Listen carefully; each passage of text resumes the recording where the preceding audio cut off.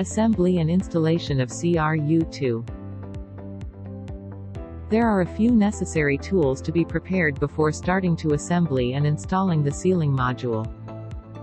Allen socket head driver, flat head screwdriver, torque wrench, level or laser alignment system. Assembly is recommended to be carried out on horizontal plane with cardboard as protection to prevent damage on the surface of the parts. Before starting the assembly process, make sure each part is prepared and aligned properly, according to AAF submittal drawing.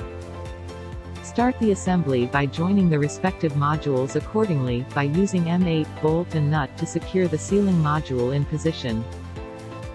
Hanging of CRU-II units. After the assembly process, install the M8 turnbuckle at the hanging bracket on the housing for hanging purpose. Filter installation. Install the filter into the housing with the gasket completely sit on the housing inner flange. Lock the HEPA filter. Install back the perforated diffuser. Lock perforated diffuser. Filter replacement. Unlock the diffuser. Remove the perforated diffuser by loosening the cam lock. Unlock the HEPA filter. Remove the existing filter. The pressure drop of the HEPA-ULPA filter can be determined by taking any point of downstream and upstream. Filter is required to change when it reaches its final recommended differential pressure.